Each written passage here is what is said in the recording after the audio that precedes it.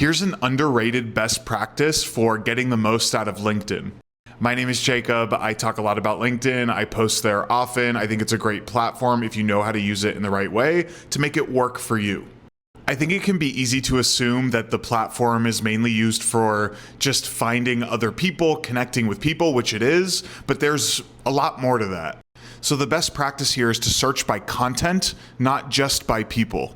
This strategy shifts your mindset from who should I find to what's happening in my space right now.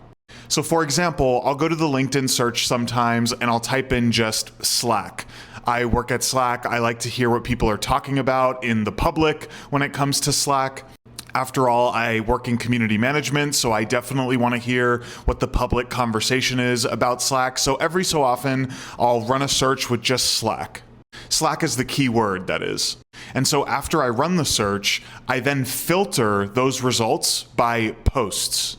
And sometimes I'll take it a step further and sort it by the latest post. If I don't sort by the latest post and I just leave it as is, it's going to give me the most popular or the most relevant searches, which sometimes is great too. By doing this, I'm potentially spotting some trends or discussions early. It also enables you to engage with someone's post rather than just send them a cold connection request.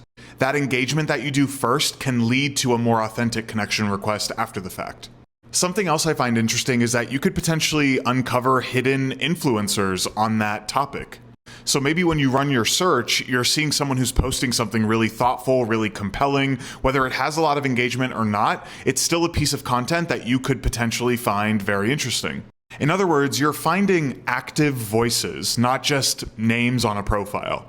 And, selfishly, this could help build your feed. Something else I talk about in a prior video is curate your LinkedIn feed. So what that means is start following people. You don't necessarily have to connect with them, but follow them. If you know that they're going to be sharing interesting, thoughtful, compelling content, follow them, and then they'll appear in your feed. Thus, you're creating your own unique feed to you with content that you find most valuable. And all of that can happen as a result of a simple search on LinkedIn, with a few filters, of course. So if you're still trying to figure out how to get the most out of LinkedIn, try a popular keyword or the name of your company or business or product, and just run a search and filter by content. See what people are saying, see what the conversation's about, see what people are loving, what they're not loving, see what questions people have. And this is where the value of LinkedIn is. It's, connecting yourself with content and people that are most interesting and valuable to you.